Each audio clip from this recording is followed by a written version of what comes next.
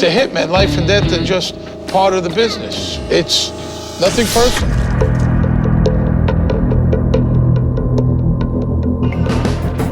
Woke up this morning, got yourself a gun. Your mama always said you'd be the chosen one. She said you 1 in a million, you got to burn the shine. But you were born under a bad sign with a blue moon in your eye. She used everybody that came into her life, and she did it for financial gain. He's been hired for the job by Bob's wife, Mary Ellen. She's been dreaming of a life without Bob. Well, you know how they say beauty is only skin deep? Mary Ellen Samuels is who they're talking about. The formerly unattainable homecoming queen is his for the asking. Unfortunately for him, he does. They seem very happy. She had a lot of enthusiasm, a lot of spunk. She was a character, real outgoing. Before you could say action, Mary Ellen is starring in her own production of Wedding Album 2. She and Bob tie the knot in 1980. And Mary Ellen gets her fantasy, an entree into Tinseltown's star-studded social scene. But you know the problem with dreams?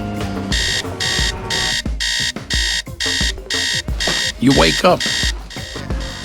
Happens every time. I think she probably believed she would have this glamorous lifestyle. And when she realized that they lived in a home in the San Fernando Valley, and he got up and he went to work, and it was just your normal, average, everyday life, she got a little bit bored. The parties are occasional. The work is constant. Mary Ellen has a hard time waking up and smelling the cappuccino. She isn't the center of the celebrity universe. She's a nobody. And gazing across the pillow at Bob Samuels doesn't sweeten that bitter pill. I mean, this broad had some expensive tastes. Bob's heart is breaking and his wallet keeps groaning. Mary Ellen continues to shower his cash on her pleasures. Good morning, Jane. How are you? How am I? Well, I'll tell you, Nat. I'm feeling quite fat and disgusting, to be honest with you.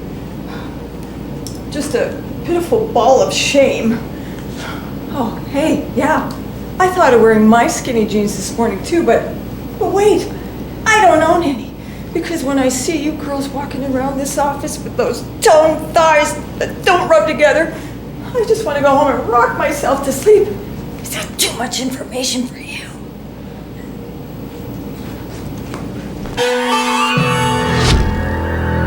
On Urban Legends, we show you 3 stories.